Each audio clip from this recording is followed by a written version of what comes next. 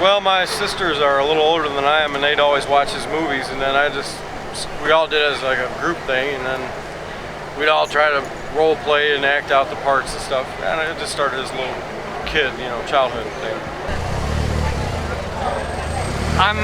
I have always been an Elvis fan. Well, I became an Elvis fan when I was about 8 years old. I got a cassette tape from my mother, and it was always I heard the Hound Dog, and that was it.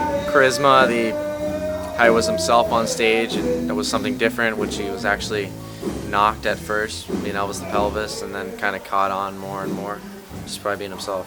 When I was about 3 years old, my mom and my mom's best friend took me to see David Lee, which is an Elvis tribute artist, and he let me dance with him on stage, and ever since then I was asking about Elvis and started watching Elvis's videos. Yeah, I was an Elvis fan from being a child. I used to listen to my dad's records when I was a kid, and it just grew from there. My uncle was in bands in the 60s and the 70s back in England, and he sort of influenced me and encouraged me to do something about it, and that's how I became an ETA. Elvis came into my life when I was a teenager.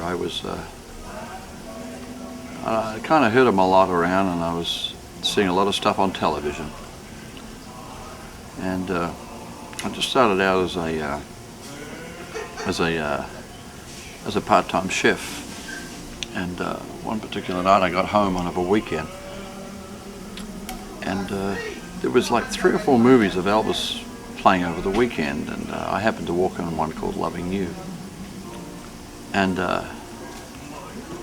I'd never seen the likes of a guy like this before.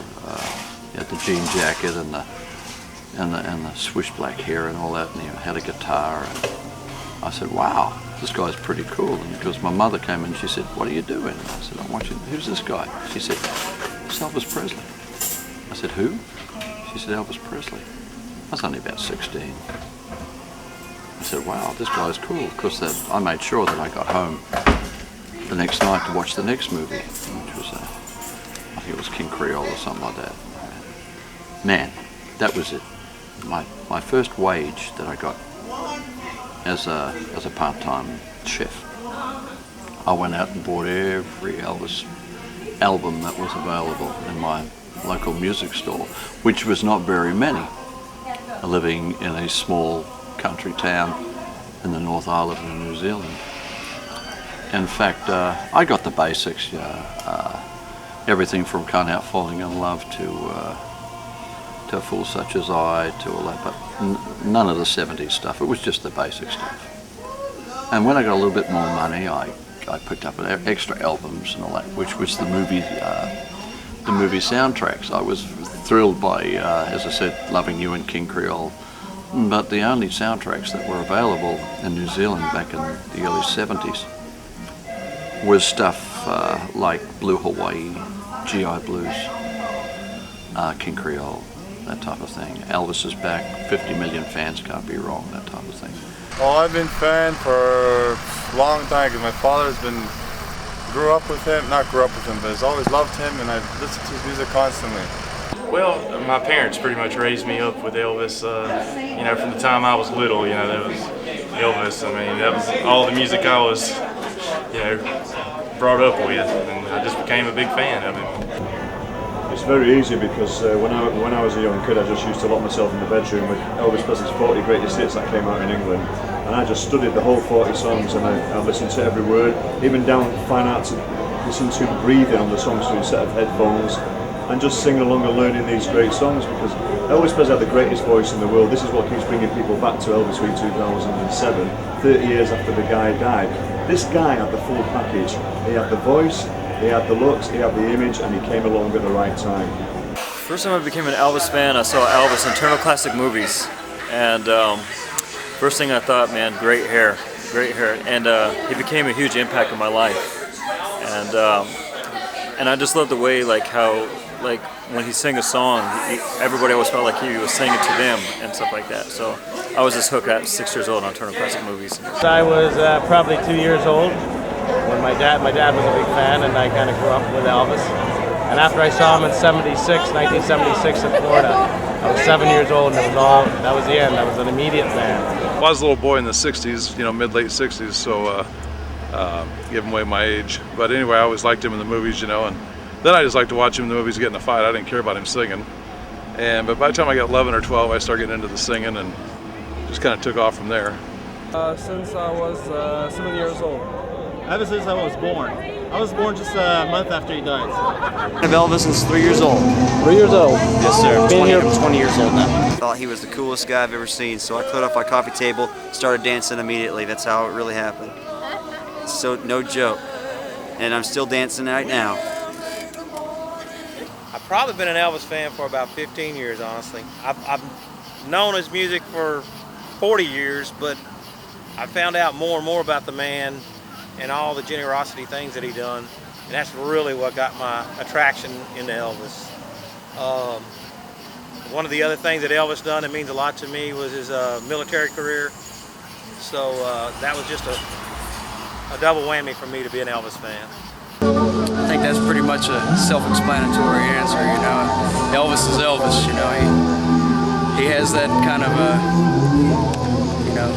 of thing about him, that just, you can't keep away from him, so, he just pulls you to him, he really does.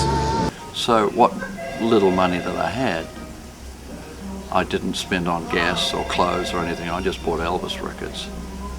And I didn't go out at all. I mean, I had no interest in girls back then because there weren't any in our local town anyway.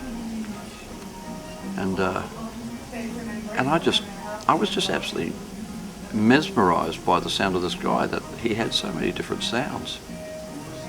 And I was already involved in stage work at school and all that. In fact, character acting was my specialty. And I thought, wow, wouldn't it be neat if I, could sound a little bit like Elvis Presley, probably get me a little bit more publicity in show business and all that type of thing. So I started, practicing, the Thank You Very Much and Hi Baby and all that type of thing. Just tried to master the craft. Since I was 9 years old, so let's see, it's about 30 years, 39 years. Mine since 1968. Oh, since I was in high school when he first started singing. And I would go see him at Sheffield Community Center and WBNA when he would go upstairs, at WBNA radio station. So, since I was, say, 15 or 16 years old. Well, I think we all have them. Even if we haven't been singing Elvis songs, I think the spirit of Elvis is in everybody. Somewhere there. Well, that's an unusual story. It's a long one. I'll make it short. It started about 1984 when I went to the island of Jamaica. How the people were impressed by the way I looked or something, and they, hey, are you into this? I said, no, you should be. And I said, well, when I got to lose, an unemployed drummer, went back to my country and said, yeah, I got all this response back from the people of Jamaica. What do you think?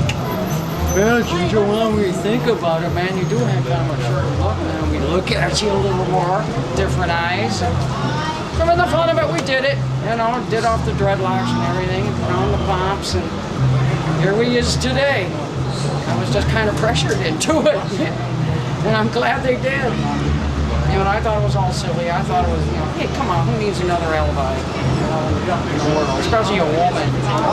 Probably about well, I've been doing Elvis for my tribute to Elvis for 18 years, but since actually about 1975. I caught on late, but I think when Burning Love came out, was it 73, 74? I don't remember, but he's the man. I first became an Elvis fan. My dad was playing a lot of Elvis records around the house, and I thought I could sing a little bit like him, so I researched him and fell in love with who he was. Somewhat. I was familiar with Elvis's work, but I didn't really become a big Elvis fan until I met Brooke, the singer of the band. He kind of introduced me to a whole lot of Elvis stuff that I wasn't aware of, a lot of the 70s concert stuff, and kind of turned me on to one of my biggest influences, the drummer, who was Ronnie Tutt, Elvis's concert drummer.